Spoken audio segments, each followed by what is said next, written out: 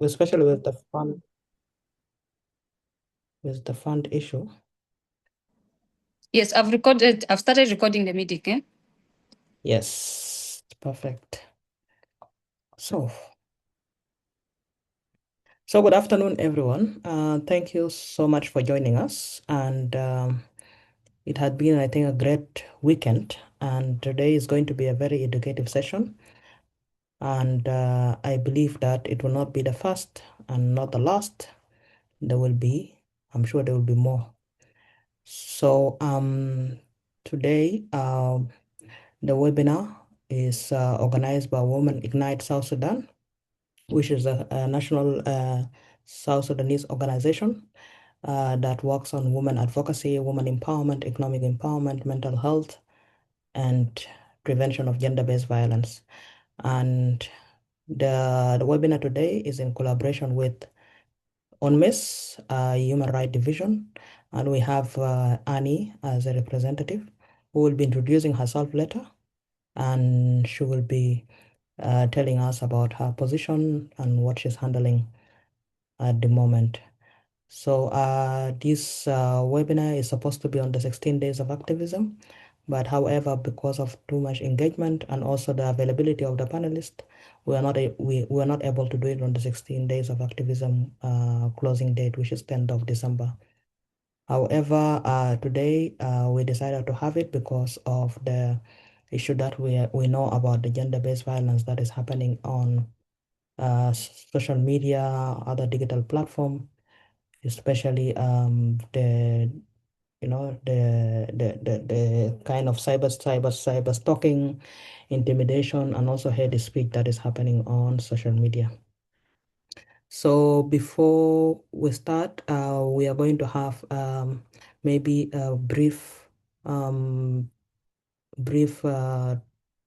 opening speech from UNMISS, and we'll have an overview about gender-based violence in digital platform from Adut, who is also representative of Women Ignite South Sudan, as well as South Sudan Human Rights Defenders Network. And we'll have our dear panelists who will later introduce themselves, which is Ms. Agum and Ms. Gisma. We're supposed to have Diko, but she's not here currently. Maybe she will join us later. So maybe we can start with Annie to give us just an opening remark before I give you an overview about the activity today. Thank you.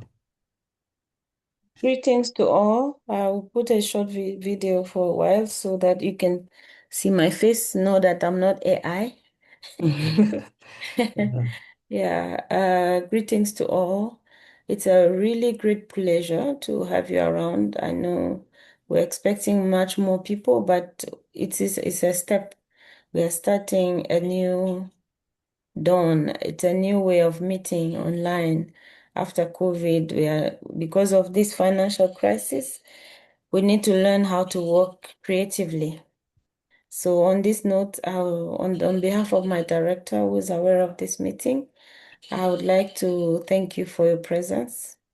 I would like to really appreciate Women Ignited South Sudan for this initiative. Actually, I will not lie, it came from them. We are just supporting them and supporting this cause. And we hope that this discussion will be as much interactive as possible. And as Adeng said, this is not the first time, and it's definitely not going to be the last time. We need to do more of this engagement. We need to meet in person. We need to meet online. We need to be active and proactive because desperate time call for desperate measures. This is really a critical moment as we are all faced with crisis of all kind, financial crisis, economic crisis, political crisis, all over the world. It's not only in South Sudan. I'm Congolese. It's also affecting the Congo. It's affecting the UN. As you might know, the UN is also facing challenges in jobs cutting and financial cuts. So that will not stop us from continuing working. That should not stop us from continuing to advocate for the right reason, for the space that we need to acquire. Because my My team works on civic and political space to see how we can participate as a women, as men, as people with disability, as people with marginalized group. How can my voice be heard? And these are the moments where we need to push for us to be heard and for us to be understood. So I'm really thankful for all of you to make time within the short notice to come and witness this event, this webinar. I'm hoping that we'll learn a lot from each other because learning it doesn't have age. We learn every day. So with this word, I would really want to thank you, and we will continue to support this kind of initiative. Thank you so much. Over to you, Aden. Thank you. Thank you so much, Annie. As Annie said that we need to continue with these online webinars due to the funding challenges, as well as reaching other people also in different locations, because not everyone is in South Sudan, and not everyone have access to the activities that is happening in South Sudan. And we are glad that UNMISS Human Rights Division, being a good friend for a long time, whether before even me having this organization, UNMISS had been supporting most of the activities to do with peace building, human rights, and other activities like the security sector and so on. So we believe that we'll continue the work, and it will not be the first and not the last, as we said before. So I forgot to mention my name. My name is Adenglik, and I'm the founder and executive director of Women Ignite South Sudan. And as you know, this webinar is not just another online event. It's actually a deliberate space for listening, learning, as well as collective reflection. So today we are addressing a form of violence that is often dismissed, normalized, or hidden, or hidden kind of gender-based violence in digital spaces for many women and girls in South Sudan. So though it is about GBV gender, the focus is mostly on women and girls in South Sudan. Online is, we know that for women and girls in South Sudan, online platforms are spaces of opportunity, voicing, and connection as well. Yet these same spaces are increasingly becoming sites of harassment, intimidation, cyberstalking, impersonation, hate speech, and psychological harm. And I know each one of us might know a woman who has gone through cyberbullying, even intimidation or harassment, or through social media. And we know there's a lot of media houses that really does that nowadays, and it is in increase, especially against women. And I don't have to say that I'm not forgetting about men. Also men go through the same, and which actually causes psychological harm. So at Women Ignite South Sudan, we believe that silence protects violence. No, as long as we are silent, violence will continue being protected. That is why we are committed to creating safe, ethical, and survivor-centered spaces, both offline and online, where women voices are respected, protected, and amplified. I have reached out to one social media influencer, and she said that she will join us next time. I don't think she will be able to join us this time. She has faced cyberbullying on social media, and she was able to stand strong, though we don't know what is the psychological harm that the girl has faced. But I believe that it's immense, but she managed to get through or navigate through it. And I wanted her to share a very strong, information about how she managed to get through it, so that other girls also will manage to get through the same, or even at this time where the bill had been passed, at least we will know how to to hold those people who are doing cyberbullying accountable, and with the legal, platform, I mean, legal opportunities that we have in South Sudan. I would like to thank our partners, not only UNMISS being the collaborator and also a partner, but also South Sudan Human Rights Defenders Network, especially Women HRD, Women Human Rights Defenders Department, and other women rights activists, as well as our participants, for standing with us in this conversation. Your presence here is actually a statement that digital violence is not normal, and that women's rights extend fully into digital spaces. During the registration, we have seen that there are numbers of people who have registered is now up to 61 in number. And I have seen also there were some women leaders from the political space who have registered. I don't know if they will join, but if they will join, they will be of great support to the platform as well as contributors. So why are we having this webinar today? First, digital violence is a growing and under-recognized form of gender-based violence in South Sudan. While we are doing a conversation around GBV, often we focus on physical spaces. Many women, especially young women, activists, journalists, and women HRDs are increasingly harmed online with little awareness of protection mechanism or support pathways. And then secondly, fear and stigma prevent reporting. Many survivors remain silent due to shame, victim blaming, or fear of retaliation. This webinar helps break that silence by creating a safe, ethical, and survivor-centered space for discussion, learning, and anonymous reflection. Third, we have the digital spaces are now central to civic engagement, activism, and livelihoods. Some people are making money, they are monetized, and we all wish to be monetized on social media or TikTok or even, YouTube and so on. But, this is a way or source of livelihood for some South Sudanese, and you can see there's a lot of comedy, and there are comedies that might harm women at some point, but we believe that this is a source of livelihood, and we need to also teach our people how to do it ethically and in a good way. So finally, this webinar will strengthen the role of civil society, women HRDs, and community actors in prevention, awareness raising, and protection. It encourages collective responsibility and practical thinking around digital safety, accountability, and solidarity. At its core, this webinar is about dignity, safety, and voice, and ensuring that women and girls in South Sudan can engage online without fear. I believe that not only this webinar will support this, but with the collective work that we can do outside online event or online webinar, we can have our voice going all over South Sudan or even all over the world to say that no to violence against women on digital platform and so on. So thank you so much for joining us today. And I can see Diko have joined, and Diko is one of the panelists, also a young woman. The reason why I chose young woman, and though we supposed to have even a man, but he had to cancel at the last minute.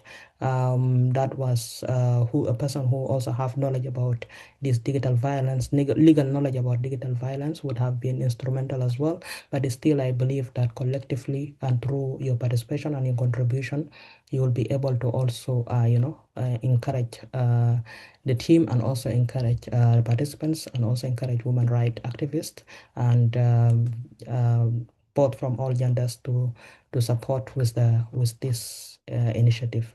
Thank you so much. And moving forward, I would like to call Adut. Adut Andro has recently talked about digital violence as GBV in South Sudan to give us an overview about the digital violence as GBV in South Sudan. And Adut, can you introduce yourself before you do that? And then after that, we'll have a panel discussion that will join women activists, and we'll join somebody from also a woman organization as well as a woman HRD activist as well. So Adut, you're most welcome. Thank you. Good afternoon, ladies and gentlemen. Yes, my name is Adut Andrew. I work with the South Sudan Human Rights Defenders Network, and I'm also volunteering with the Women Ignite South Sudan. That is funded and led by Ms. Adeng. Yes, on 24th November, before the launching of the 16 days of activism, we had a press conference in our office here at the South Sudan Human Rights Defenders Network office. We are addressing the challenges women face online. Not only the challenges, but how women have been violated online and offline. Yes, we had some few journalists that came into the office for the press conference, and we were addressing the issues of cyberbullying that so many women are facing, not only the influencers, not only the women leaders, but also the young girls, the young women who are having access to their social medias. They are facing so many harassment, they are facing so many cyberbullying online. And you see most of the times women have been dragged by fellow women also, like it's fellow women dragging each other. And sometimes it's also the men that that are also dragging the women. They're trying to pull down the women. So, and this year's theme is ending digital violence against all women and girls. So in all these activities, I believe all the civil society organizations have been posting, campaigning on the digital safety for all women and the girls. How should women use their social media freely without any threat, without any blackmailing, without any bullying? Because you see, most of the times, especially the journalists, also so many journalists, female journalists, they face so many challenges whenever they are going to the field to do reporting. You find them being threatened. You will find someone threatening you, not only the journalist also, but if you're an influencer, if you're a women leader, and if you are someone who is well known on social media, so you will find yourself being dragged. You will find yourself like being harassed sometimes. And most of the women also, sometimes we hear that they are disappearing. We don't know their whereabouts. Not all the women, but also men. Some men also experience the same cyberbullying. So this year's theme is to end all this digital violence, not only against men, not only against women, but against everyone who is having access to social media, who is having any access to all the digital platforms. And during the press conference, also we tried, we we informed the press that we, the civil societies, are working hand in hand to ensure that all the women HRD are protected. How we normally do trainings for all these women. Yes, the capacity building trainings, we also train them on digital safety and digital security as well. So that's how we engage women in on how to use a safer platform, how to engage in safer platforms, and how to also protect themselves as women, and also how to report when there are cases when someone is trying to bully them. Recently, we have heard that the cyber crime bill has been passed to the parliament, and believe me, if that bill is being like signed as a law, it's going to affect most of us. We were calling out that they should review the cybercrime bill once again, because there are some elements that will affect us at the end of the day once they sign that bill. And it will also be an advantage to protect people who have been experiencing such cyberbullying, the harassment. Somehow they might face some justice. But again, we need to calm down and call in for another revision of that cybercrime bill, so that it cannot just be passed without being like revised one more time. So yes, this webinar, the Women Ignite webinar, is also part of the 16 days of activism. As Adeng said earlier on, we plan to have it during the 16 days of activism, but because so many organizations were engaged in the same activity, that's the reason as to why we had to push it up to today. And I really want to thank Annie. We reached out to Annie and immediately she responded to us. Annie, thank you so much. And thank you so much to UNMISS for also standing with us, for being part of this important webinar. And to all our panelists, thank you for accepting to be part of this panel discussion. We would like to hear more from you. We would like to also learn from you on how you, in your work, in your own career, how you're protecting women and how should women protect themselves as they're using their social media platforms. And to all the people that have joined, thank you so much for being part of this amazing webinar. And I will have later on a chance to engage our participants to have questions. If you have questions, you have comments, you have insights, you will feel free to also share it with us. For now, I will say thank you so much, Dane. Thank you for having me here and looking forward for a fruitful discussion. Thank you so much, Adut, and for the overview. And I think with the discussion, we'll have more on what digital violence is all about. So now, as we move forward, since we want to finish very fast and we make it interactive to our dear participants, I would like to now call on Agum to introduce herself, our panelists to introduce herself, Mark, as well as Diko, as well as Gisma, and then I will go forward with the panel discussion. Thank you, Arut. And thank you, everyone. Agum, maybe we can start with you. All right, thank you. Good afternoon, everyone. My name is Agum Mark. I work with YWCA, Young Women Christian Association, as the Senior Capacity Building Officer for the SOMO project, which is Women, Peace and Security. Thank you. Thank you, Agum, and you're welcome, and thank you for accepting of being panelist. Now we go to Diko. Good afternoon. Am I audible enough? Yeah, you're audible enough. Thank you so much once again. My name is Diko J. Isaac, and I'm a lot of things, but today I am from Inspire My Sister, a girls-led initiative that I happen to be coordinating with Adut and Sarah Toch. And I'm also a student, and I'm a very passionate youth advocate. Thank you. Thank you so much, Diko, and welcome to the webinar, and thank you for accepting being a panelist. Now we go to Gisma. Good afternoon, everyone. Good afternoon. Yes, this is Gisma. My name is Gisma Magara. I work with South Sudan Human Rights Defender Network as a women protection officer. South Sudan Human Rights Defender Network, we are working in 3 pillars: advocacy, protection, and capacity building. Thank you so much, and I'm glad to be in this forum. Thank you so much, Gisma, and thank you for accepting to be a member of one of the panelists. And I know that you're going to be resourceful to this discussion and everyone else. I would like to recognize the presence of Honorable Rebecca Okwachi, who is a member of parliament in South Sudan. To be honest, this webinar for us to have a member of parliament and also a leader, woman leader in South Sudan who is well known and effective in her leadership in our midst. It is actually a great honor, and we look forward to her contribution when we open the platform to question and answer as well as contribution, and we'll give her a chance to give a remark after the panel discussion. So now moving to the panel discussion, we are going to make it brief, and I request the panelists to be brief so that we have enough time for discussions and also reflections.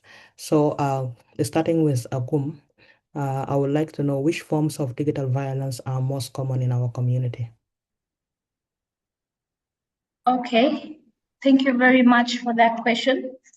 In our community in South Sudan, we have the cyber stalking and cyberbullying. Why do we say that? Because there are unwanted messages or monitoring and threats through the phones, phone calls, and social medias. We also have the image misuse, whereby sharing of private photos or without a person's consent. As we can see in the past, what happened to our young sister, they had raped her and took a photo of her without her consent. This made her feel bad. So that's one of the issue that is hindering us as young women or women of South Sudan. We also have the digital blackmail, whereby we say whenever you have an issue with someone or uh, or someone is threatening you, they might start using sexual photos or sometimes videos to blackmail you in terms of breakup or due to breakup. That's when you will start seeing photos of us women being put out there, which is wrong. And I feel like it's harassing us online and offline cyberbullying, because it's making people to fear. It's also creating verbal, and social media is a place whereby it damages your image as a woman or as a girl in South Sudan. So thank you very much. I can leave the rest maybe for the others. Yes, thank you.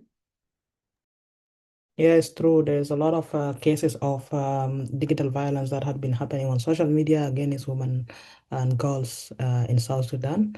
And maybe I can give anyone who would like to add into that, Gesma or Diko, before we go to the next question.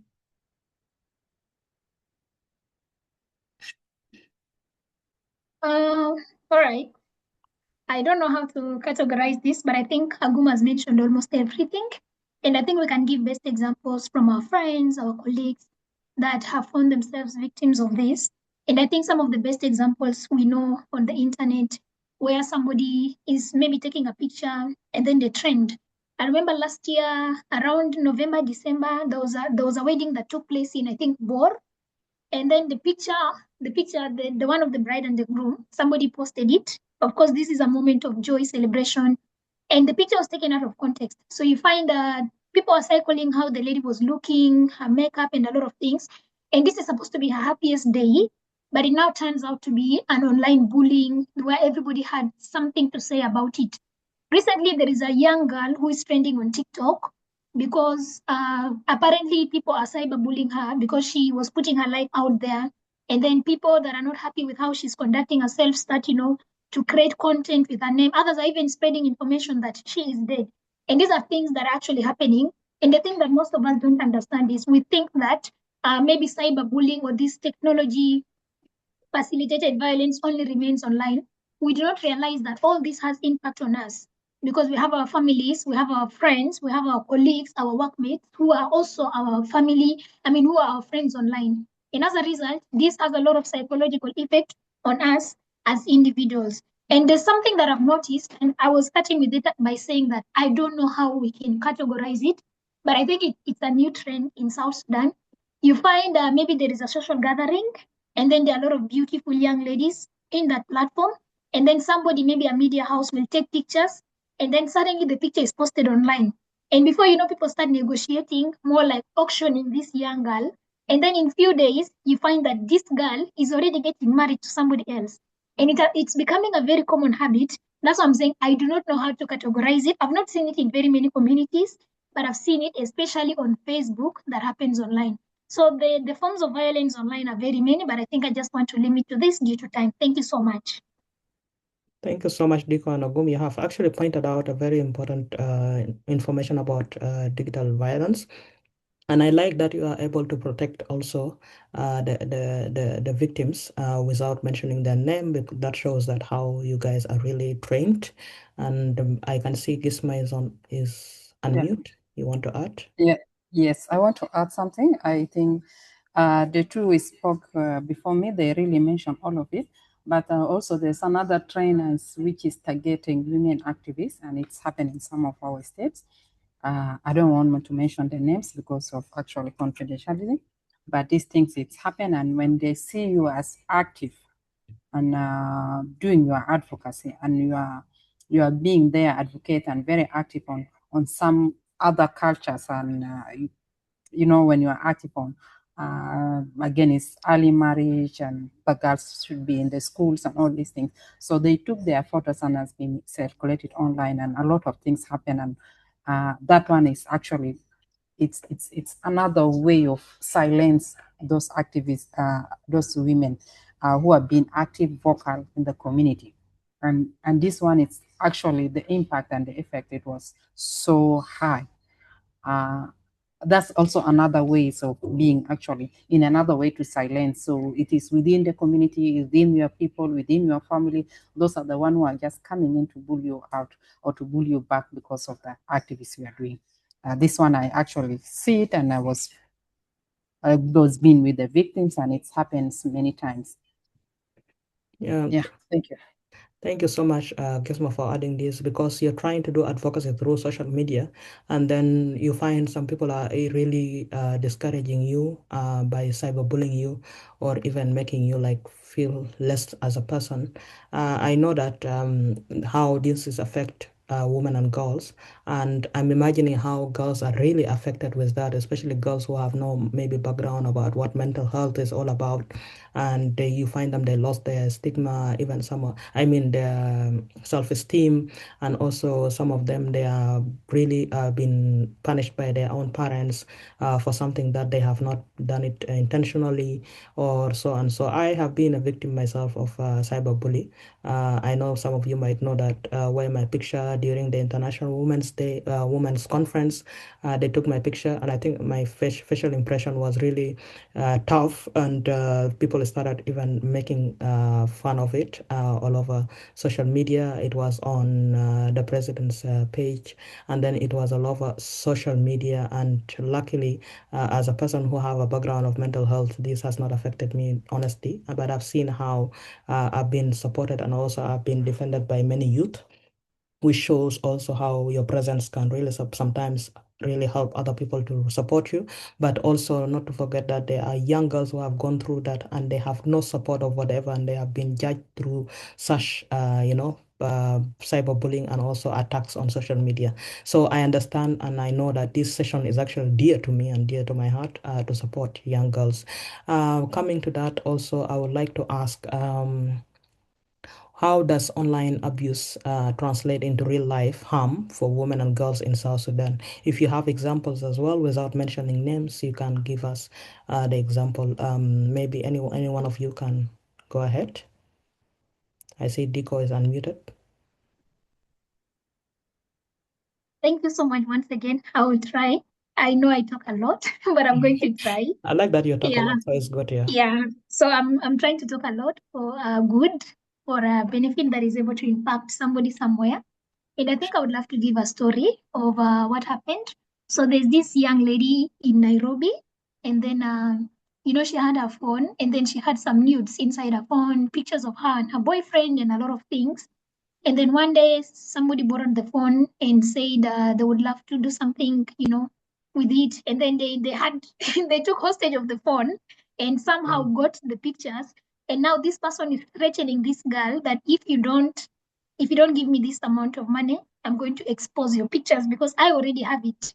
And now this girl, because of course she's feeling intimidated, she's scared about her reputation and so many other things. Now this lady decides to, start sending money. But then it reached a point that this thing became like a business for this particular person because it kept happening and happening again. So what happened is she now decides she's done. She's not going to send the money. And this person decides to go ahead and expose those pictures, posting them here and there. And it went viral. Like the family of the lady was able to access those pictures. And what happened is this girl was brought back. Of course, school had to stop. She was brought back and she was forced to marry this guy that was in the picture. Now, this is a case that they were in a relationship and they took the pictures together. Maybe at one point they loved themselves. Who knows the dreams they had for their future. But then she suddenly found herself out of school and being forced for marriage with this guy. Now, this is not, I don't know how to put this, but then this is not the case with any other story. We have had the incident of the Sherekat girl where she was raped with a gang group, and then the video also went viral. And most times we say that this kind of technology facilitated violences is real. You can see the psychological impact. We know of people that have committed suicide because at one point their pictures got exposed online, their content got put out there, they were body shamed, others committed suicide. There's a recent girl in South Africa that committed suicide. There was this trend of I don't know, for people that use TikTok, there was this trend of when two worlds collide. So it's more like you put a picture of your father and then you put a picture of your mother, and then you say when these two worlds collide, then as a result, they gave birth to you. So this lady tapped into this challenge, and in the process, she put her father's picture and then the mother's picture and then her picture finally. And now people started cyberbullying her and she committed suicide. So suicide is one of them. We talk about the psychological impacts of all this. And then it also affects our personal lives, our self-esteem, because I'm trying to imagine one day if I wake up and then my pictures, my videos are out there. I'm somebody that maybe a lot of young people in South Sudan look up to me. How will that be for me? So these are things that happen. I think I will also leave the floor for the rest to add something. Thank you. Yeah, boom. All right, thank you very much. The team has spoke the violence, the digital violence that's affecting women in South Sudan, which is very key for us to change our minds and the way we look at things online. And there's one of our participants actually her husband and the sister passed away due to the online bullying and misinformation because someone created fake stories and rumors concerning her, and it damaged her dignity and her marriage. You see? So all these things, you talk negativity, it affects someone's mental health. Like you said earlier, I remember that photo of yours when it was trending. And if you're not really a strong person by now, I'm not sure you would be there then who's empowering us young women now, the likes of Diko or me, Agum or Adut, because it needs courage. It needs you to change your mindset. You see, for such things that happen to us, they usually make us to feel like we're not good enough as women. They would want to silence us. They would want to take our control, and they would imitate us as women and girls of South Sudan. But I'm sure we should advocate for this all online harassment and digital violence should stop because it's affecting the young women. Thank you. And thank you so much, Aguma and Diko for the contribution. What about Gisma? I see her, she's unmuted as well. You want to add something? Yes. Yeah. Yeah, actually, they talk about the emotional impact or what it's come, which is one of it. It's commit suicide, and also in I'm just looking also of the part of activism. They can it's take them to do censorship. They are not able to come back to their work, and someone who really do that activism and really have impact in the community stop doing the work. So this one it's happening. I just want to add, it's like Yeah, stop thank you. people from doing their work. Yeah, thank you. Yeah, thank you so much, Gisma, Adut, and Agum and Diko. I don't know why I keep mentioning Adut's name because I think I'm used to calling her all the time. So yeah, it's true that there's a lot of things that if somebody is not strong, really the person can either commit suicide and can even lead to you being married off to somebody who you don't love, or even getting you to do some things like paying money for the scammers. Like I know a friend of mine who's a male. He actually had a scammers make him do some things that might not be, might not be okay, sending pictures, even sending videos, and then he was threatened to pay like $4,000 at this economy. Who will pay $4,000? And then the person threatened him that I will share the pictures and all these things. And I was surprised that it happens also to men, but we find, there are sometimes an issue of not reporting. So, what do you think? What is the biggest barrier preventing women from reporting digital violence? Maybe Gisma? What is the biggest barrier preventing women from not reporting digital violence? Uh,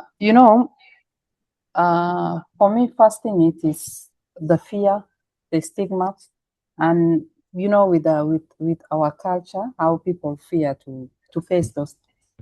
And again, I think it's also we are not being able to share with them the ways of how they can report those digital violence, because some of them are not aware that it can be handled, and it is actually it's a case. It can be actually a legal case that it can be taken or provide, and also people fearing us. This digital violence always coming. Sometimes coming from the close people, like maybe from your community, from where, and some of them, and I actually I ask the same question: why don't you report when these things happen? Reputation, as a woman, your reputation is very important. So they actually fear. It's like before, when rape cases happening, when GBV happening, people are not used to talk. But with the awareness and everything, people now start talking about it and know this is a crime. So it's also need us to take time and make those women to know, because there's some specific places they can report to. Actually, at the network, we able to handle these cases, and actually with the women we have safe sisters, which is easy. We can, when you report, and even immediately we have some women HRD who train to actually even, they can remove those photos, they can remove those videos. There's some steps also they can take you and go ahead with the process. Yeah, thank you. Indeed, as a woman, your reputation matters, and also because of that, sometimes you fear reporting such case because you're afraid that somebody might stigmatize you, or even take the matter ahead, or even talk about it or gossip about it. So maybe I can allow Diko or Agum to add something, maybe briefly, so that we go for other questions and we allow for interactive session. Okay, thank you. My sister Gisma spoken all. I feel like our culture norms also plays a role whereby we blame the women for being online, posting photos, or speaking up. This also creates blame on reporting. That makes the survivors feel like they don't have the right to report, or they abuse them and make them feel accountable, which is not right, like what my sister Gisma said. But otherwise, Sister Gisma said it all.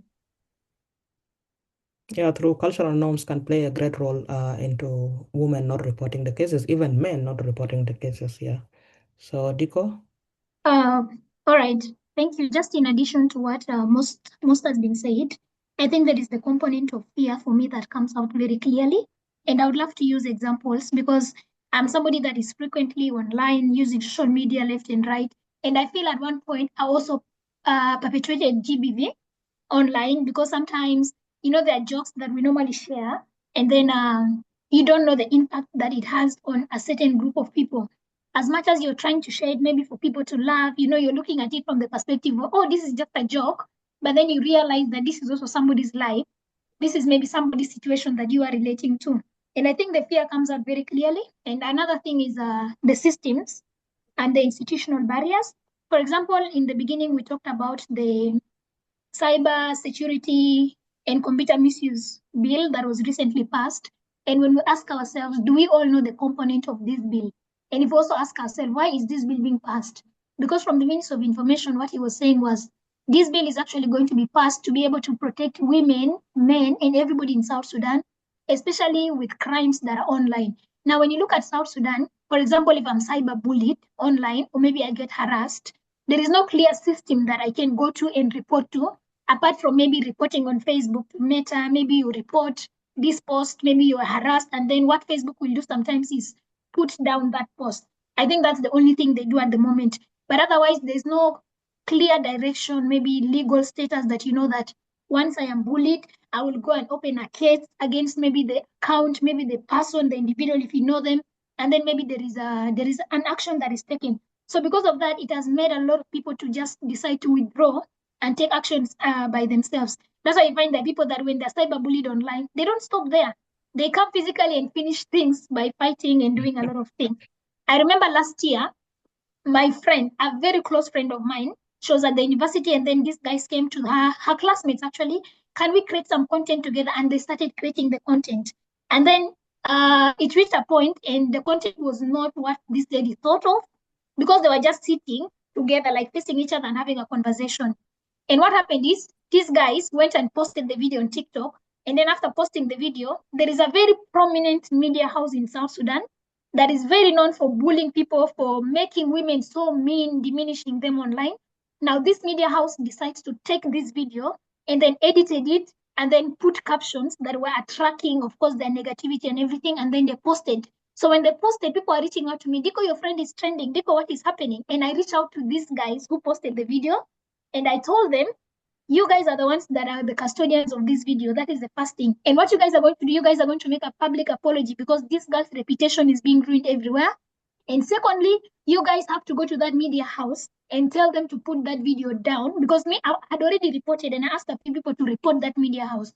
And these guys were telling me, you know what, Diko, we cannot, because this media house is very prominent. When we tell them to put the video down, they will come hunting for us and making us trend and a lot of things. So I decided now to reach out to this media house, and I texted them, and they replied. They responded, but I will tell you, up to today, the video has never been put down. And one thing we should always know is that the internet never forgets.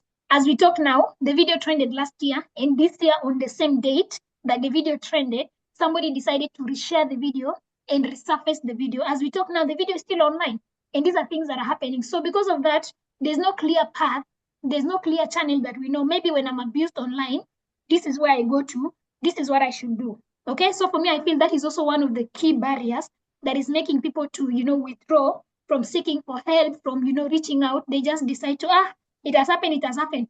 There are people that will just choose to, once they trend online for the bad reasons, they just decide to close all their social media platforms. They deactivate their Facebook, their Instagram, their Twitter.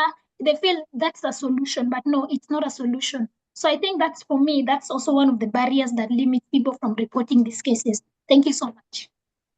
Yeah, thank you so much. It's very important, all these things that you have mentioned about all the violence that had been happening, also with the examples of girls who have faced that, even male who have faced that.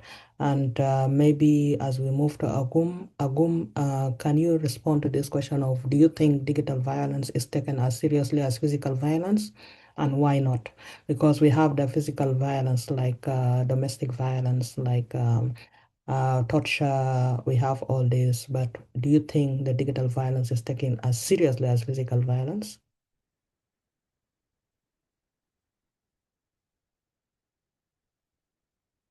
Yes.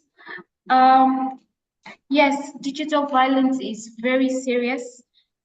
They're both actually affecting our community in South Sudan, because you find out that the majority of people who are affected is us women. It's affecting our mental health, it's affecting our well-being, and I feel like um, it's the same thing, because online or offline, um, once you hurt a lady offline or online, it's the same thing. Whatever the bruise that you put, or the scar that is left, it's more painful than anything else. Thank you. Yeah, maybe Gisma, you can add into that. Do you think digital violence is taken as seriously as physical violence? Yes, digital violence is really going even faster than the physicals, because now most of people being aware about the physical violence, but now this is a new trend, and this one is actually affecting emotionally, and sometimes the physical people can see, but the one of digital people are not seeing, but it's killing you inside. So this trend is going seriously, because now the world, we are moving to digital. We are digitalized everything. So now everything also moves together with this digitalized. So all those form of violence now move to digital side. So it's become now serious now, because all of our work, most of our advocacy, most of our things, we do it online. We do it online. That means we actually expose ourselves online, and this is where we expose a lot of risk and dangers. So that's why this is a right time for us to come together and actually join and have that advocacy, how we can fight the digital violence. But it's taking serious and very fast. Okay.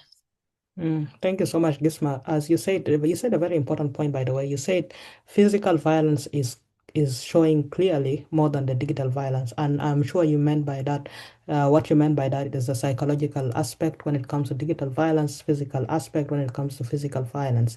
Maybe Diko, can you maybe add into that?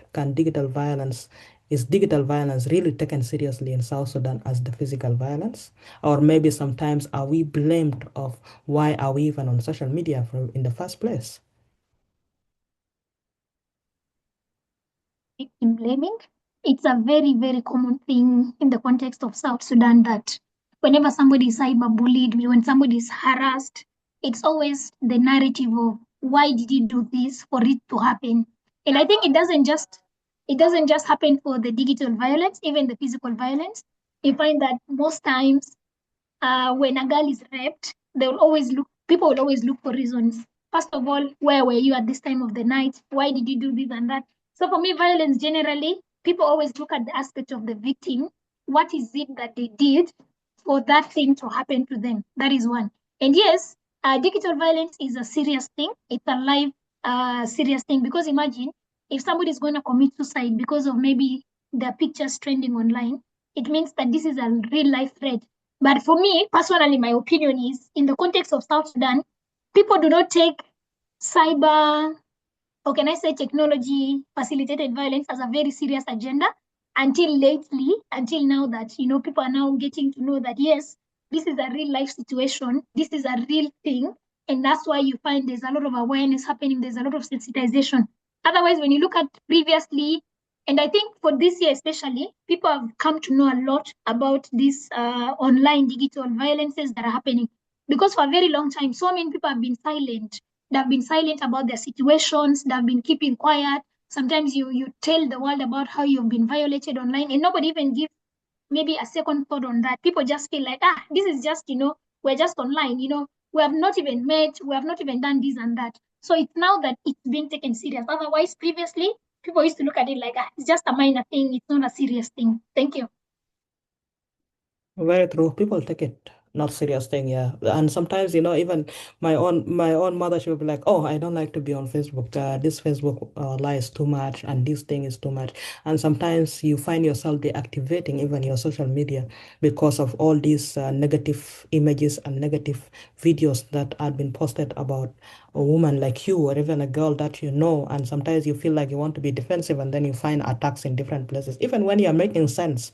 You find attack in different places. Also, not to forget some of the women leaders themselves who are grown women have faced also digital violence, had been even bullied, had been insulted on social media itself. And you see how social media, information might be really secretive, information might be really confidential, but you find it is all over the world. And not to forget, I've worked with the African Union for 4 years, and sometimes there are things that are put on social media. Somebody will come and ask me, "Oh, is this happening in your country?"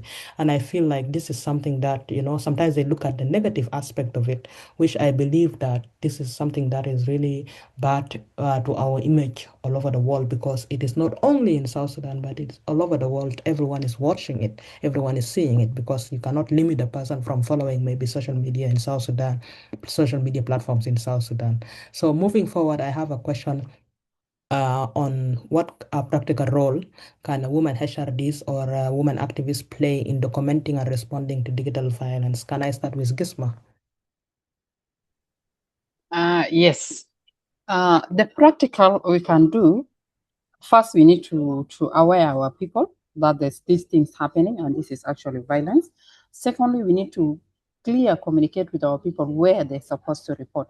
As I mentioned earlier, we have safe sisters, and we have many of safe sisters that have been trained under the network, and they want actually helping people how they can overcome, or how they can control those videos and photos and all these things.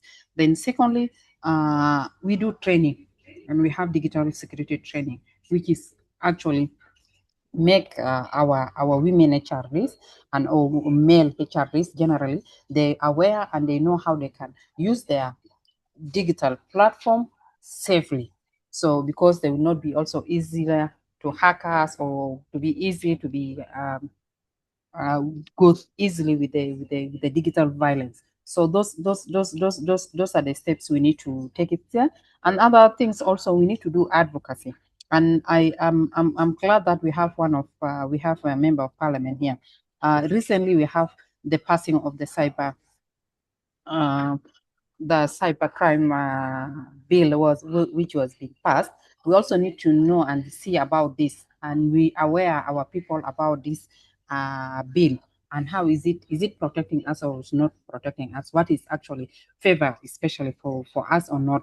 So we also need to know about it, and we know about the laws and the the the the laws we have, which is protecting us, and which is the procedure we're supposed to take. So from here, also one of the practice, I put it clearly, we need to contact the human rights defenders, especially. You can contact me, and I can direct you to the safe sisters we have within South Sudan, which they are available anytime to give the support.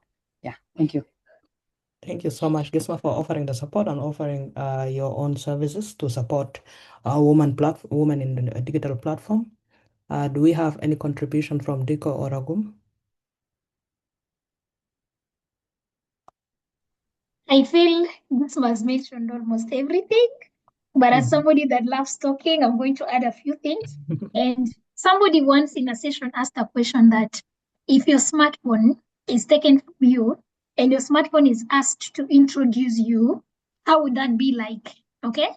Now, he was trying to refer to the context where if somebody else has access to your smartphone, are you going to be safe with whatever content that you have in your phone, or you're not going to be safe? So, what does that translate? I think as human rights activists, as change makers, as champions who are doing different works to making South Sudan a safer space, especially for women and girls, I think it's our role to first lead as examples, because it would not make sense when I'm trying to talk about creating safe spaces online for young women, and then the next day you find maybe videos of me are trending online. It means that I am very reckless, maybe with how I'm living my life. So this translates to us being careful, first of all, with our digital devices and even with the content that we have inside our phones. So it's our responsibility to take that as individuals. And then it's also important to have safe spaces and support groups. And I would love to give an example. I mentioned earlier about a South Sudanese young girl, teenager actually, maybe she's 17, who is trending, who is being bullied, and people are actually saying that she's dead. And I saw one prominent journalist, and I'm sorry I'm going to mention her name, Diko Diandru. So what happened is I saw she came out and she posted about that. So she was condemning that act. And this shows an example that yes, this is a young woman that wants to fight for the rights of another woman who is getting bullied. Now I'm imagining if maybe 3 or 4 or 10 of us come out and start speaking against that action, I think we can collaboratively raise our voices and try to stop some injustices that are happening.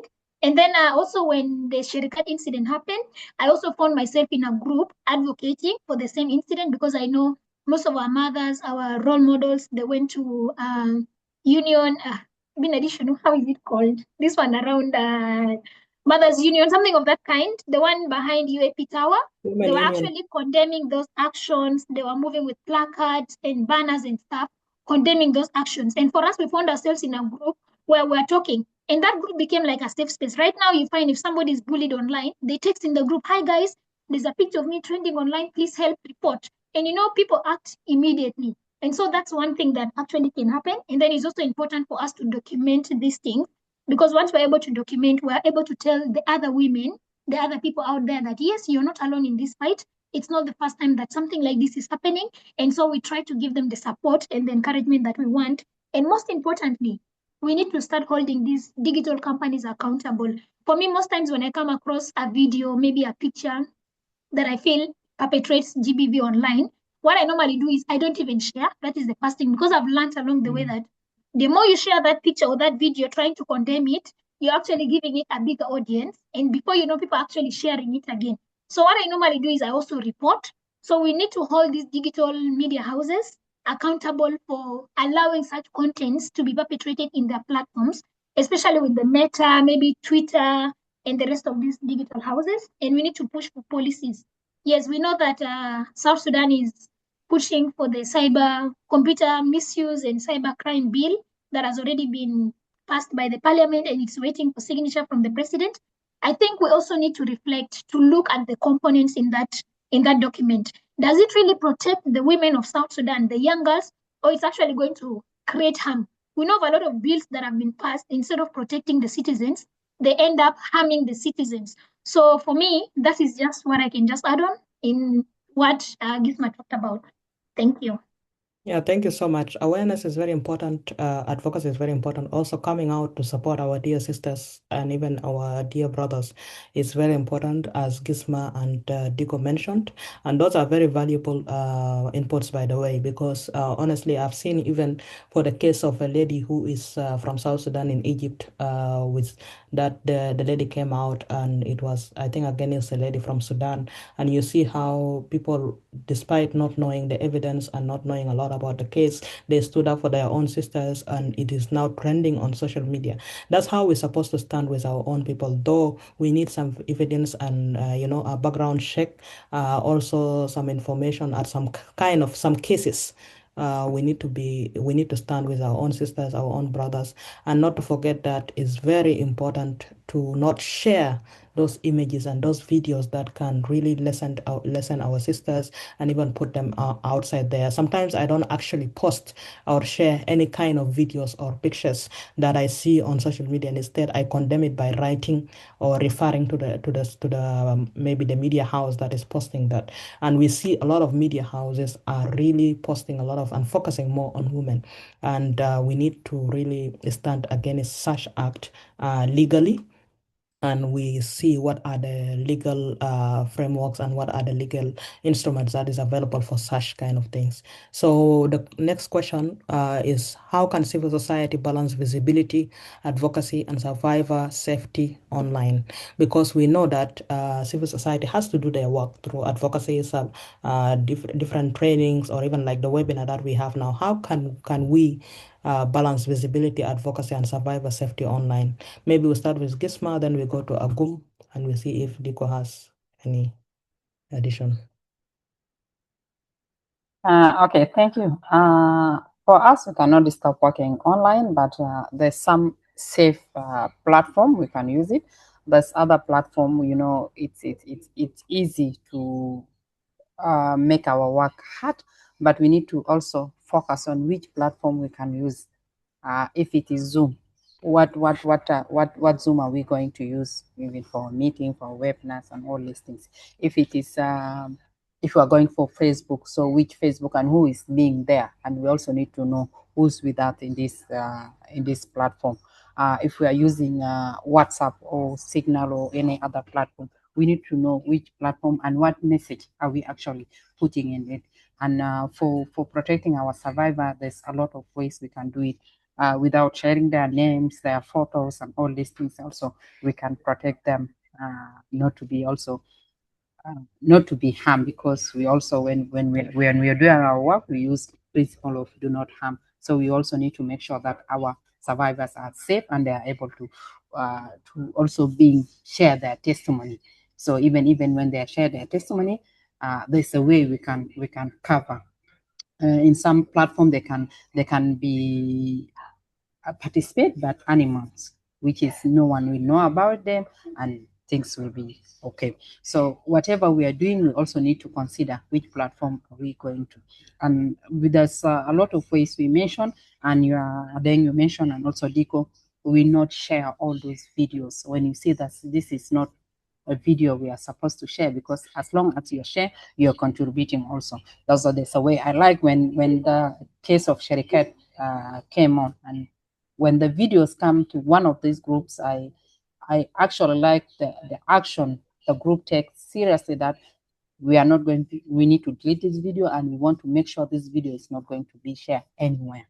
So those are the things we can do. So if it is come to our platform, we need to stop it, and we make sure that we also talk with our networks, with the people we know, that this kind of video you're not to share, even if it is actually something affecting someone. No need for you to share, but there's a way you can communicate with your colleague. You communicate in another way, not sharing the videos and the photos. So this is how the civil society can do, and we continue to do our advocacy and solidarity. It's very important we stand. If it is a female or male is facing digital violence, we need to stand, and we need to make it's a crime. Everyone should know that this is a crime, and we need to actually stand against. And this is how we can actually continue on doing our work. So when we do our advocacy, we need to be putting our advocacy clear. What are we talking about it? And people will know our work, and this one, it will be easy for us to handle our work online, because we cannot stop it. Thank you. Yeah, thank you so much. Agum, Diko? I'm just stepping out for 2 minutes. It's okay. Okay. Agum, do you want to add anything, or we move to the next question? Wow. The human rights defenders has targeted it all, Yeah, thank you. Yeah, that's actually good. What Gisma have said, we cannot stop our work, and we need to know what platform we need to use, what platform is useful to us, and how to protect ourselves through, maybe encryption, and also sometimes there is two-way authentication is very, very important. That when you have social media, you have to do the two-way of authentication factor is very important. There is actually a lot of trainings on how to protect your social media and how to protect your email and how to protect, because sometimes some of the things comes out there because of our own negligence as well. Somebody hacks into our account because we don't have a strong password, we don't have a strong also authentication factor, we don't have knowledge about what social media is, how supposed to be used and so on. And sometimes you find somebody posting something that will actually backfire to them, maybe lack of awareness or lack of knowledge about social media. Not everything's supposed to be on social media, honestly. So the last questions before I give a chance to, I send a message privately to Madam Zainab Kiri and Honorable Rebecca that they are going to give us like 5 minutes, maybe 5 minutes each on the topic. And maybe their contributions in order to for other people in this platform to benefit. So before we do that, there is a last question to the dear panelist on what partnership, whether media, tech platforms, legal actors are most needed to protect women digitally. What partnerships or even what instrument we can use to protect women digitally. Any one of you, Gisma or Agum or Kiko if she's back.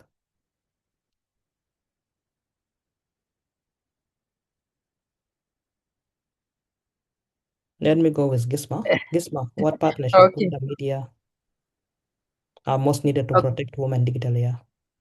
Yes. Actually, we need to have partnership with all the media. Like we have media organization, so we need to have a partnership with them.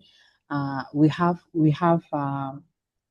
lawyers, we have bar association, we have women lawyers. We need also to partner with them because if the case need to be taken legally, so those are the one can be help us. We also need to have partnership, not only partnership, but we need to work together with the parliamentarian. Those are the lawmakers, which is they can help us in, and for us also to be participate on those policies where we need to see the policies actually protecting us, and we also need to work with the journalists, which is Union of Journalists, for example, or we need to work with yes. As I mentioned, and then also we need to work in solidarity with other women-led organizations or other.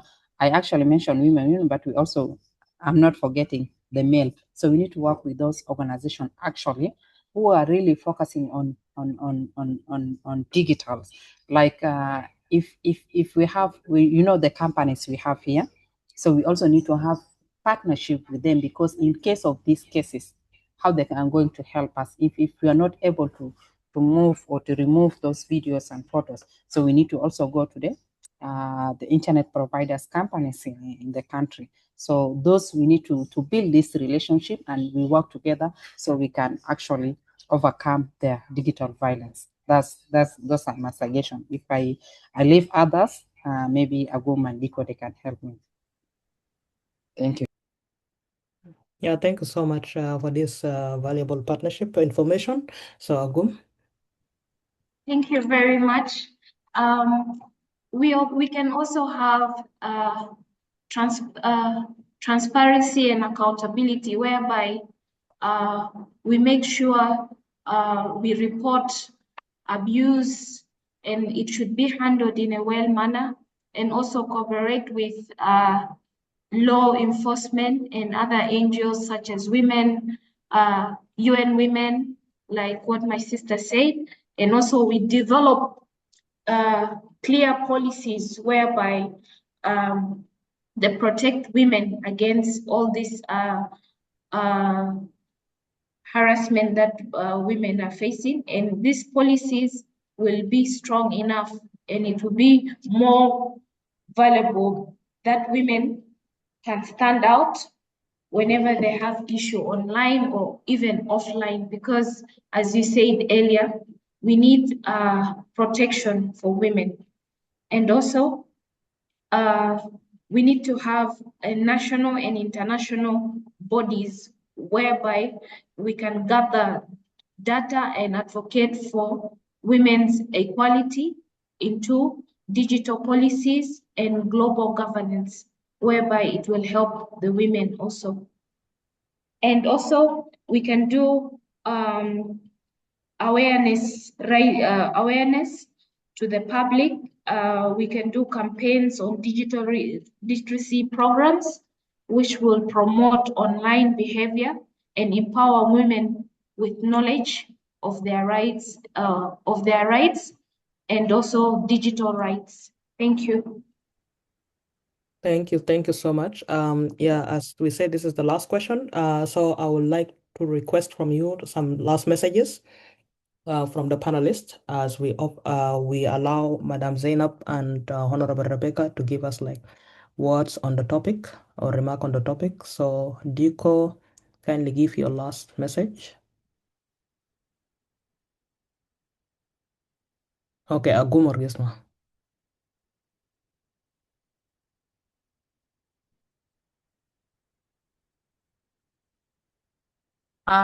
My last message is going to be like, we need to continue having this kind of webinar because it's also make us to be aware, and also it's cover, easy, we can reach to a big number. So we need a continuation for this kind of webinar.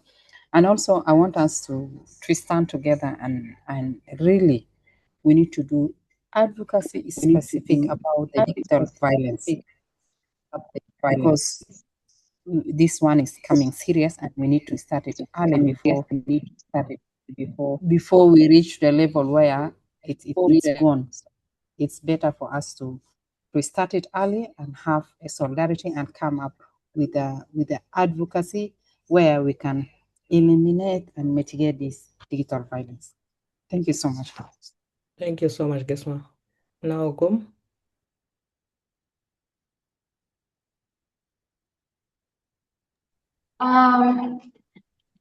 Thank you very much. I think I was going to say we need to advocate for stronger technical policies whereby they protect women, especially in South Sudan, because most of us we do not have stronger passwords. And also, let's try to empower a sister. Oh, my internet. Is someone hearing me? Yeah, I can hear you loud and clear. Yeah. Yes, I can hear you. Okay, my internet was low. So I was saying we need to advocate for stronger tech policies where it will be used to advocate for stronger goal whereby women are protected from online or even offline. We can also try to push for this cyberbullying policy to go ahead. It should be made, inshallah, by next year. During Women International Day, we should have it on the go so that we can be able to use it. Thank you.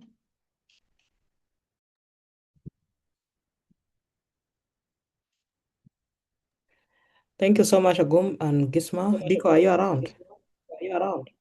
Yes, I am around. Yeah, you can give your last message because we are closing the panel discussion. All right. Thank you so much. I just want to say that digital violence is as real as physical violence. And I think it's our collective role, it is our responsibility to making sure that we create an enabling environment for ourselves before we ask other people to join us, to support us in our movement, in creating these spaces for us. I look forward to a South Sudan that every young woman, every young man, every young girl has an opportunity to be online without feeling harassed, without the fear of saying, what if and what if and what if. So that starts with me, it starts with you, and it starts with all of us. Thank you so much. Thank you so much, Diko, Gisma, and Agum, and thank you guys for the valuable input. And you made the discussion really lively and also useful. And as Diko said, it starts with me, you, and us, and is indeed that is a collective action that we need to do. Thank you so much, colleagues, for this valuable information, and thank you for the panel discussion. So now we move to Madam Zainab to give us a remark on the topic. So I'm going to narrow it down to 3 minutes because we don't have time and we need to allow the participants to also give their contribution and if they have any questions to throw to the panelists or even all of us. It's an interactive session and we need to finish everything before 2 or at 2. So I want to give the chance to Madam Zainab and then after that we'll give it to Honorable Rebecca. Madam Zainab.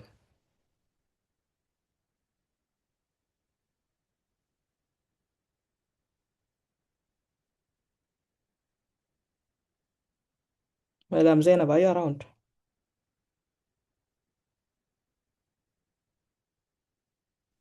Hello, are you hearing me? Yeah, I can hear you clear. Hello? Yeah. Thank you so much Yes, for All joining right, yes. us. thank you. We just want to give you like 3 minutes to give us maybe a brief about a speech about the topic or your opinion or your contribution before I throw it to the floor or before I throw it to Honorable Rebecca and the participants. Thank you. All right, thank you very much. It was a great webinar. It's something that is quite new for me, even though I know cyberbullying is real.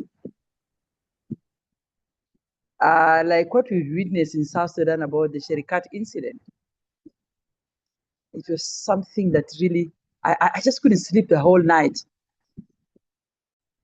And I'm sure there's so many people out there, especially here in South Sudan, we're still very green about the use of,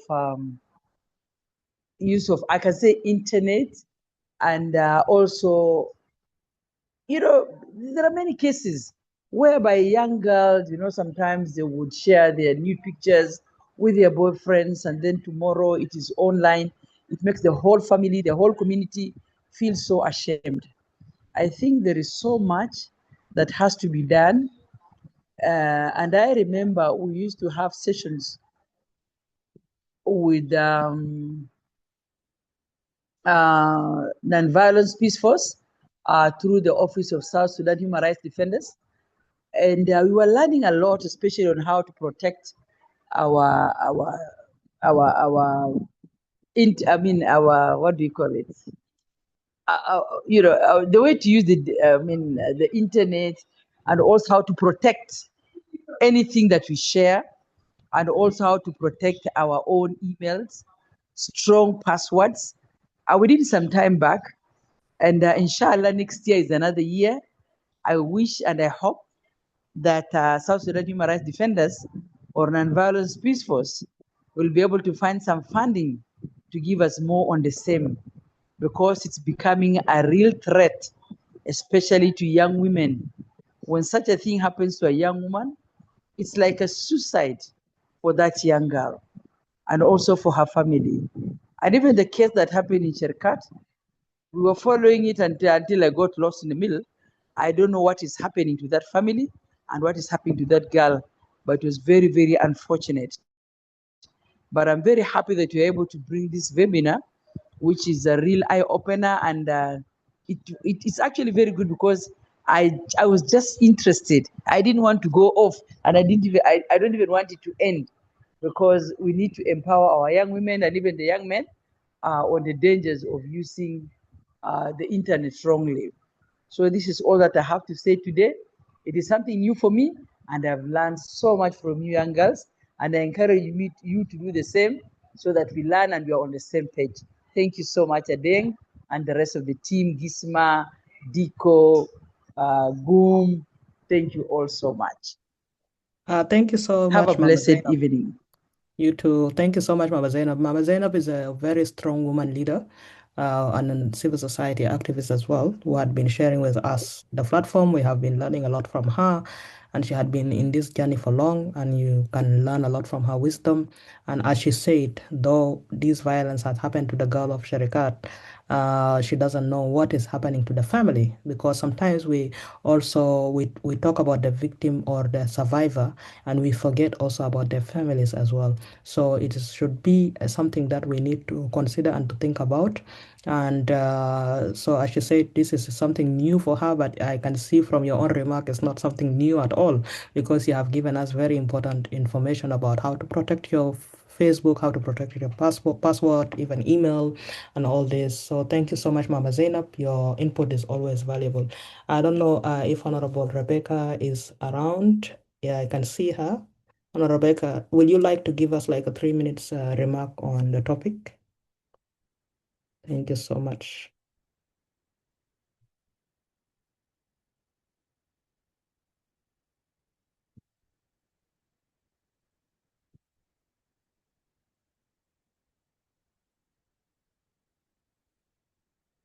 Okay. Honorable Rebecca seems like she is not reachable. Maybe she can give us a remark later. So it's fine. So now we can open the discussion to the participants. And as I'm asking you to give your contribution, please narrow it to 1 minute so that other people will have a chance. So your contribution, question and answer. This is a reflection session, and I said it should be, interactive. So let's be mindful of the time. So 1 minute each. Please give your contribution or ask your questions. Thank you.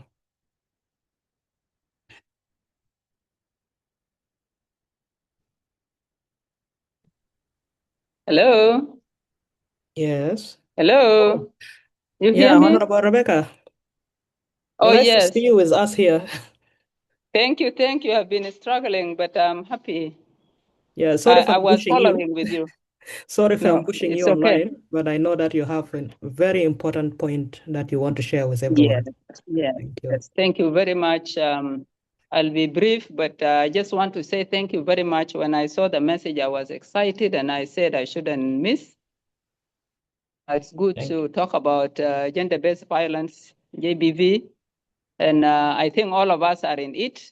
That's our concern. We know that it's women, girls that are affected much more.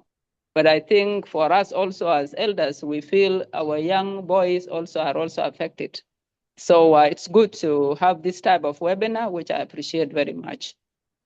Very briefly, we have gone a long way about GBV. And I think the digital era has come. Also, if we are not careful, it's going to aggravate the situation we are in, because it's no longer word of mouth, but it's now video, pictures, and all that is happening now, and AI has also caught up with us.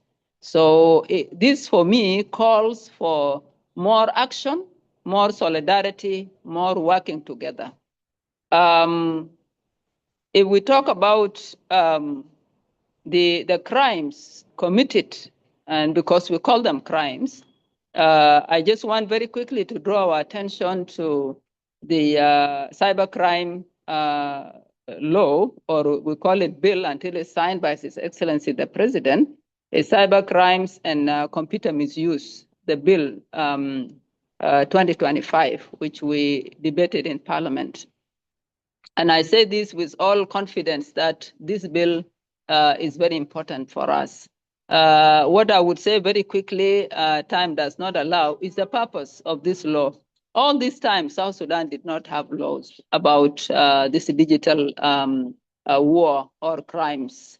And the purpose of the bill is to give us a regulatory framework, institutional framework that we can refer to as law, because we did not have it before.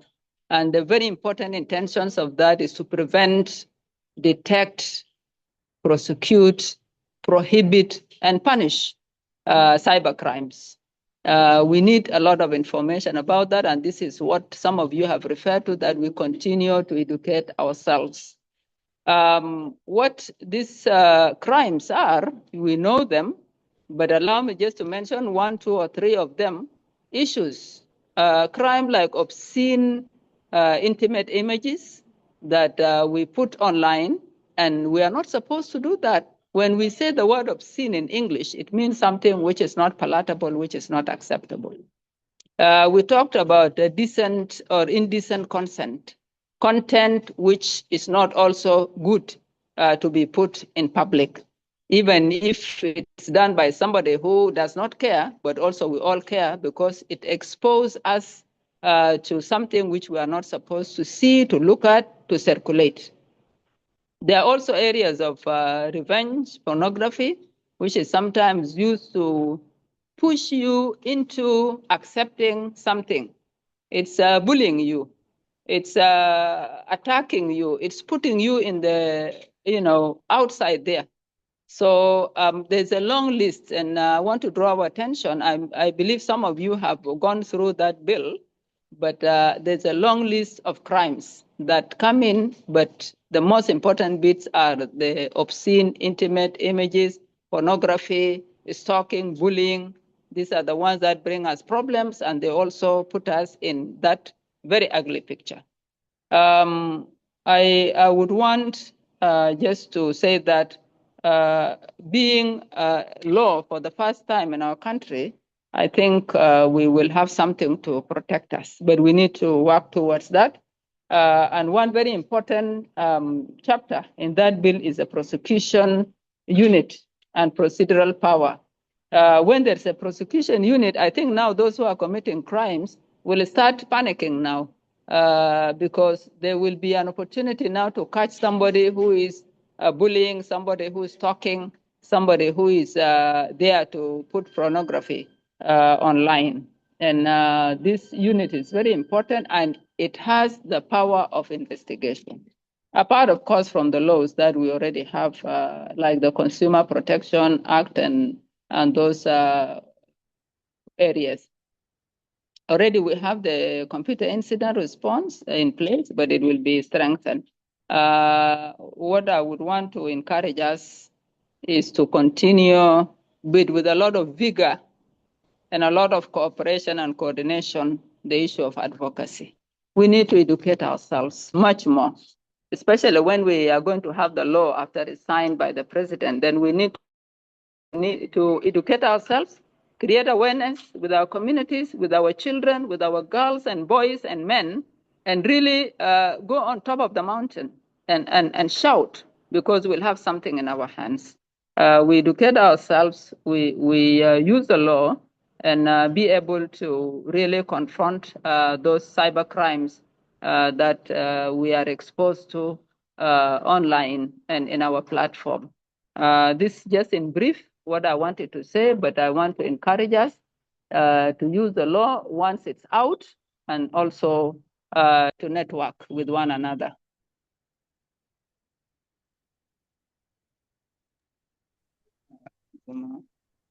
Well, thank you so much, Honorable Rebecca.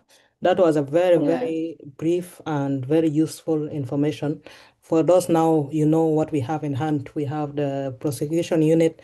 Guys, send your cases to that prosecution unit. We need to strengthen it ourselves as a South Sudanese. And also we have other laws that in place that might not have been active. So we need to really find a way of strengthening it and igniting it, as well as once the bill becomes a law, we have a lot of maybe benefits that we might see through it. Maybe if there is anything that might not be clear, also reach out to the parliament and maybe discuss it with them as a civil society actors, even as a citizen, discuss with them, and maybe they can rework on it.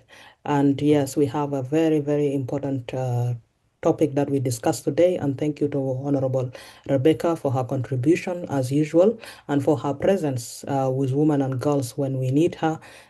She had really given us a very important and very technical information about the topic. So now I give the chance to the participants to throw their questions as well as contribution briefly in 1 minute each. Thank you.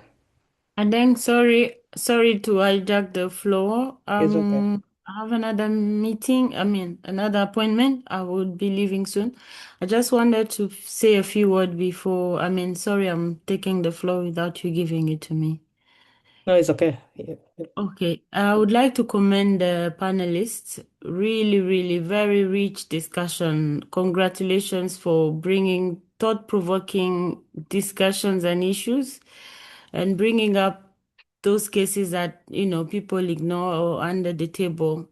Really, really, we need to do more of this discussion to see how we can advocate together. A few takeaways from my side as a human rights person, we always concerned about do no harm principle.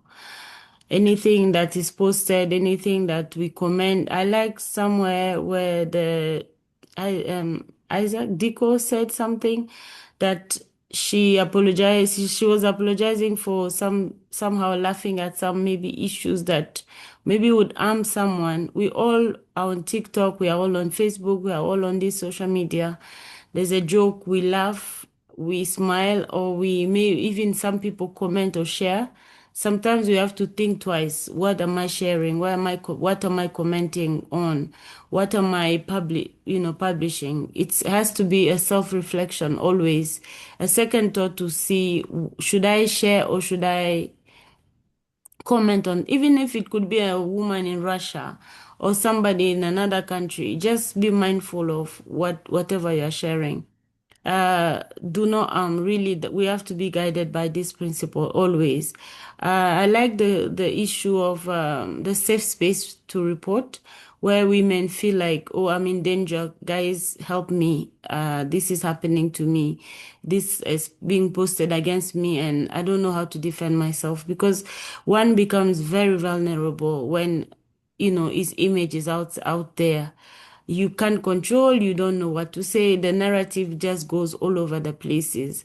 And we need that safe space where I know I can call on you, I can come to you or come to someone else to seek that protection is very, very important. We should hold hand. And also, I think this is adding to you, documentation. We cannot just be speaking without documenting. And Amnesty International, Human Rights Watch, all their reputation is because of reporting. If we don't document these cases, we talk about them just like this, and then they fade away. We need to find a way of documenting. Even, of course, we are not going to name people because we are do not harm. We don't name them, but we need to document and come up with a report of these cases so that some people who are also concerned, they know. I will share with you, I'm from Congo. I will share with you that, sorry to take long, when the issue of sexual violence started, the gang rape started, my friend were on radio. They didn't know how to define it because people, were scared, stigma. At one point, people had enough and say, this is what is happening to me. They started describing. And when they were describing on radio, other people say, well, this happened to me as well. This happened to me as well. That's how we raised voice and everybody know what was happening in DRC. So please, guys, we need to report and document these things. We should not just be saying it on, of course, this kind of platform is an open door, it's an eye opener, but we need to see more further than this and to teach people how to report bad content. I like that. Like if you see something, I always do that when I see something on my Facebook account, I definitely report and I don't like this content. It should not come to me. So really, in a nutshell, I really want to thank you, Adeng, for this initiative. I want to thank the panelists. I want to thank all the participants, the MPs, to take your time to come and join this group. We should do more. Honestly, thank you so much. Thank you so much, Annie, for when we knocked your door, you were able to answer immediately. And you said, yes, that's a very good topic to discuss. And you gave us your available time, though you're transiting, going home for holiday.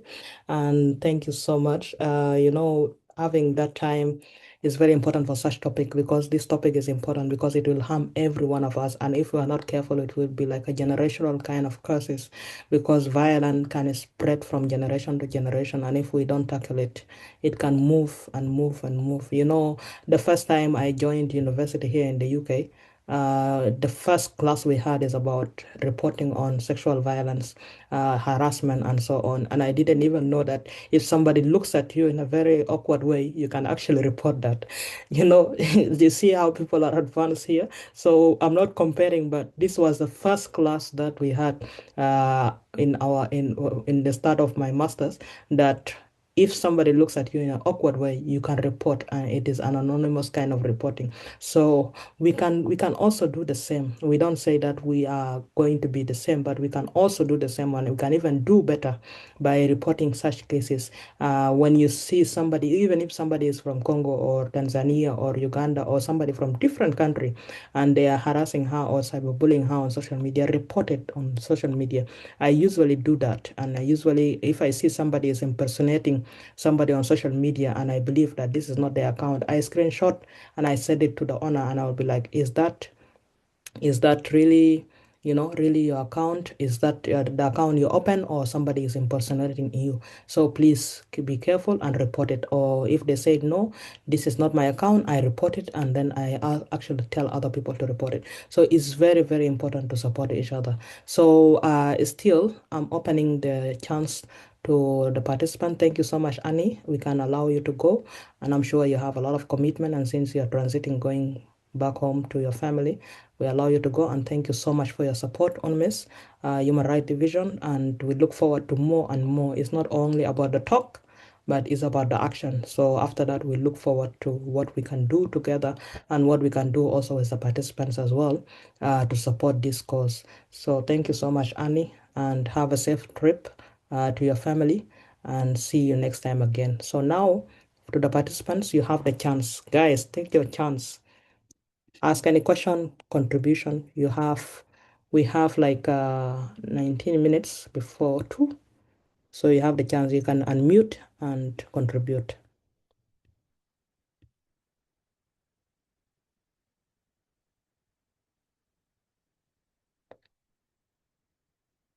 A message from Johnson. He said, thank you all for the discussion. I wanted to put in my voice, but time couldn't allow. I'm going for another engagement. No problem. Thank you so much, Johnson, for joining us. And yeah, you have your voice already by attending. Thank you so much. So the participant, no one out of 18, no one wants to contribute or ask any question.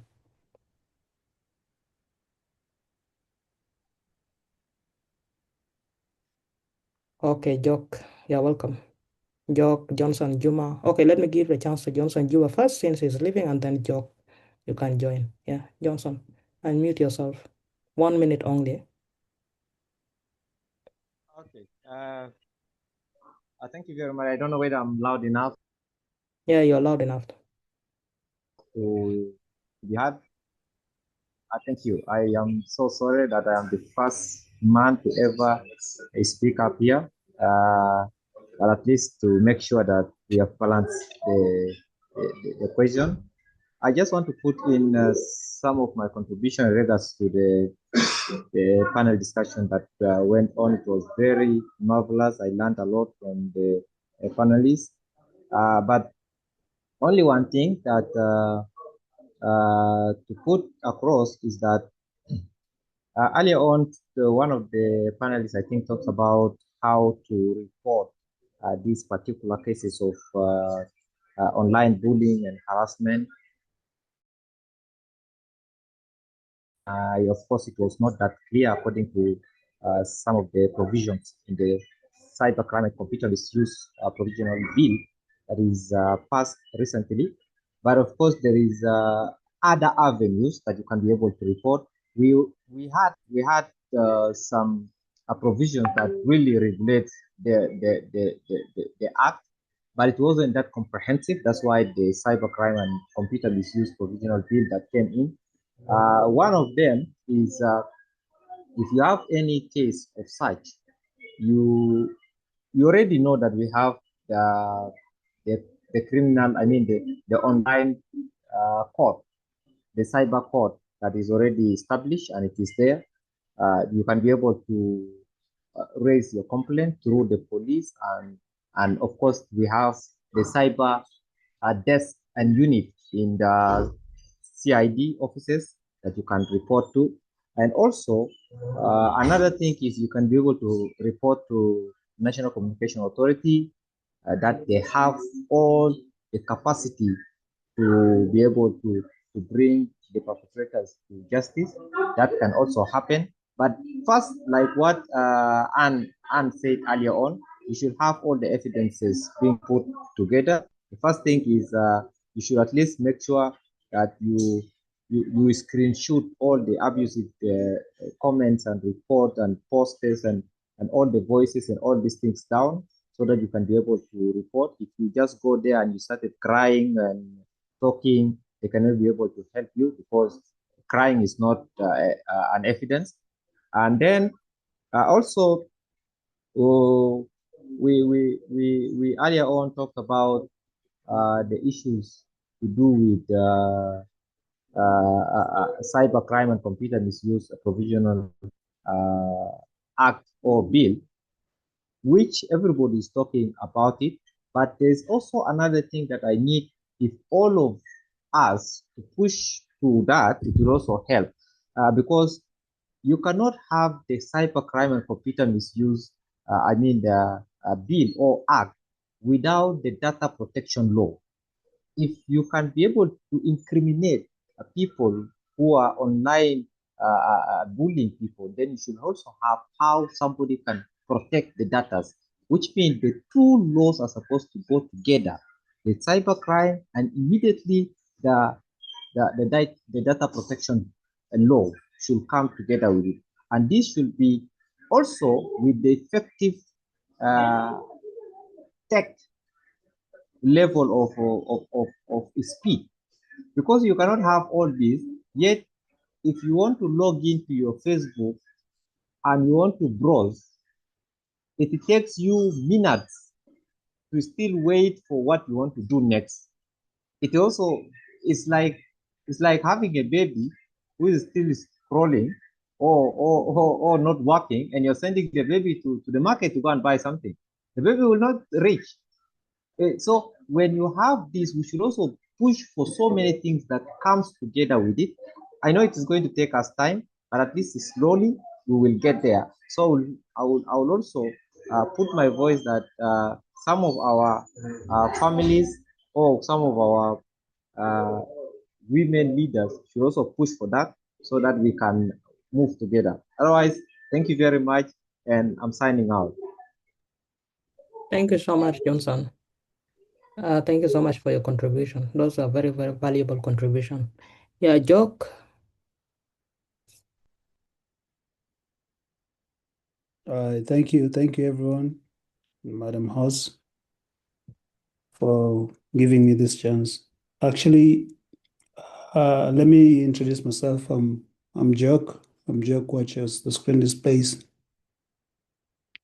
So I'm excited to be here to at least pick some points and some knowledge and wisdom from this meeting. Yeah, initially I didn't actually see what the topic was all about, but I came to understand it after when I joined the conversation.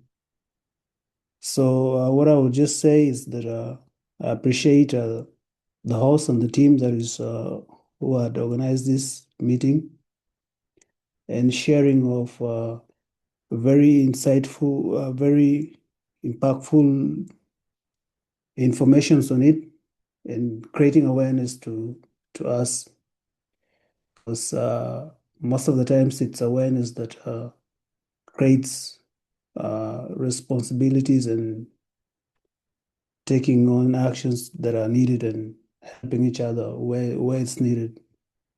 So mine is just an appreciation to the panel for creating awareness to the members and participants here. And yeah, that's all I can say. Thank you. Thank you so much, Joke, and we also appreciate your presence and also being online throughout the talk and discussion throughout the webinar. So thank you so much for participating. So I would like to give the chance to another person if there's anyone You kindly unmute or raise your hand.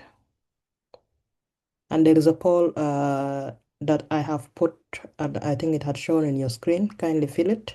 Sorry, I'm supposed to put it at the beginning, I think, but I've been driven by the talk and also moderating the session, so I missed on that. So kindly fill it to get information about how your understanding about this webinar. So who else want to contribute?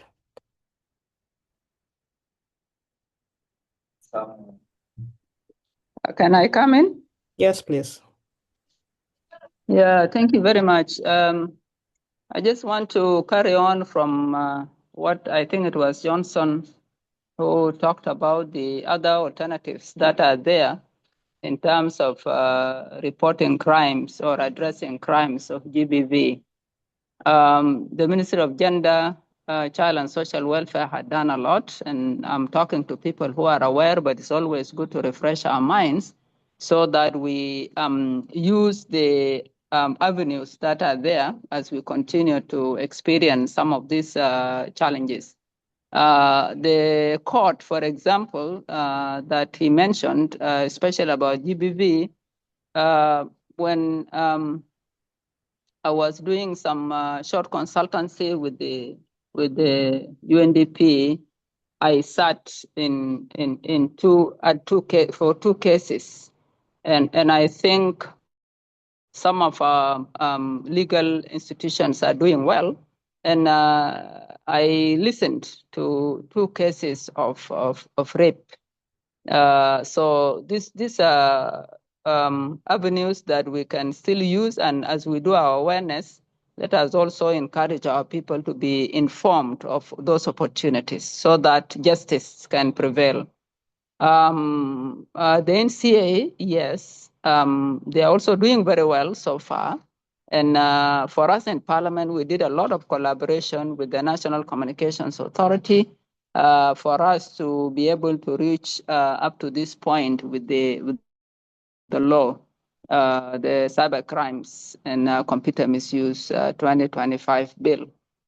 So they're still also paying a lot of attention into that.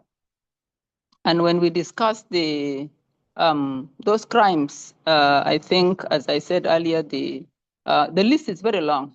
So when we are doing this advocacy, we also sometimes don't just narrow it too much on women, on girls, but there's a lot in terms of crimes that are used to lure you into committing crime against you. So these are, for example, you are provoked so that you respond. What we call revenge pornography, for example, they use those criminals, they use your picture and send it to you and tell you, if you don't respond to me, I'm going to throw it out in public. So there's a long list of some of these crimes that we need to educate ourselves so that when we are doing advocacy, we are also able to encourage our people. On the data bill, yes, we are aware in Parliament and we have raised that. We really need to work on the data protection because sometimes some information can get lost in between there if the data is not protected. So this is a very important bill, and I want to say that we're talking about it in Parliament and want to make sure that we move expeditiously on it so that it works side by side with the cybercrime and computer misuse bill. This is a contribution I wanted to make. Thank you. Thank you so much, Honorable Rebecca, for this valuable contribution. And I wish Johnson was there to listen also so that he gets a clue of where the policymakers are currently. So maybe we can send him the information that there's something that is on the pipeline and there's something already existing. Thank you so much. Next time, I think we'll bring you in as a panelist to support with the discussion as we move forward. Thank you so much. So any other contribution? I've put the final poll, closing call to action. Kindly respond to it. So far, we have 7 out of 12 who responded to it. Otherwise, I would like to call on Adut. I don't see Adut is here. Adut?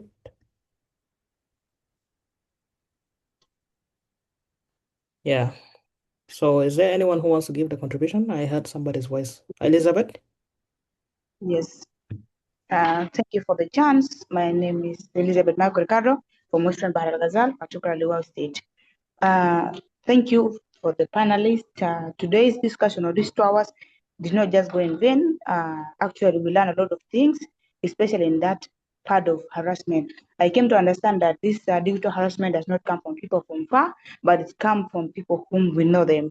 Thank you so much for this awareness. My request is that if possible, can the panelists share write a small note and then share with us so that we can be reminding ourselves and updating ourselves day to day with it. And thank you so much.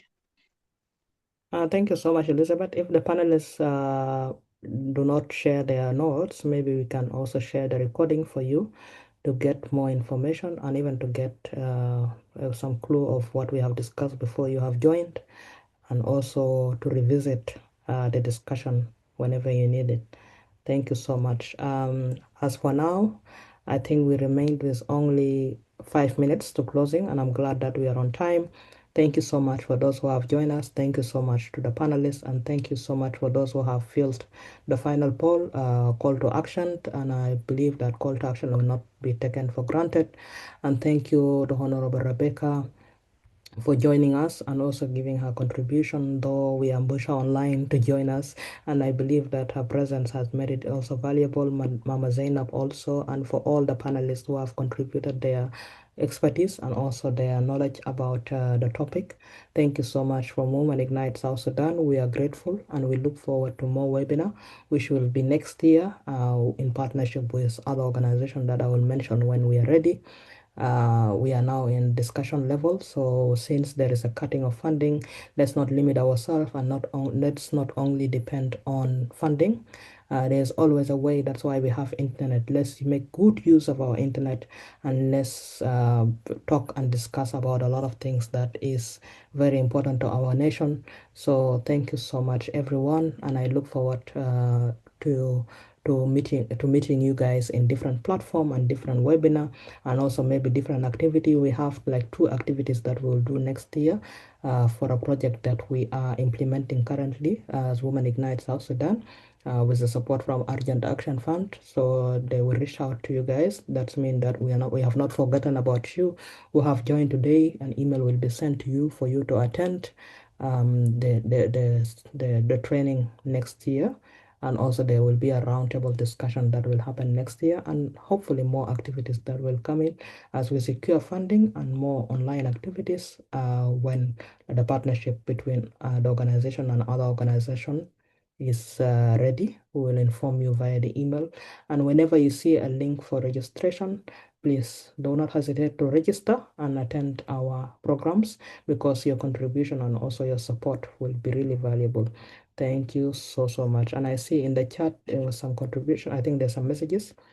Jock said, I would like to extend my services to some of you who might need it. I do graphic designs, so please reach out to Jock White. Maybe you can share your email, also your WhatsApp number or phone number, so that people will reach out to you. Honestly, I need a graphic designer to be designing some of those things, because I am the one who designed the flyer myself, and it took me time since I'm not a graphic designer, but also there is benefit that comes with internet, AI, and also support of different platform nowadays. So I believe that we'll need your service. Please write your email and write your email and your phone number or WhatsApp. He has written it down, guys. In case you need a graphic designer, reach out to him. So Honorable Rebecca said, I actually call her Mama Rebecca. Honorable Rebecca said, I'm in solidarity in terms of advocacy. Thank you so much. I know that we always have your support. Thank you so much. For those who might be comfortable, kindly open your video. Let's take a picture or something. For those who might be comfortable. For those who might not be comfortable, please, you can keep your video closed. So we need to take a picture together. Let me just do my hair and let me open my video.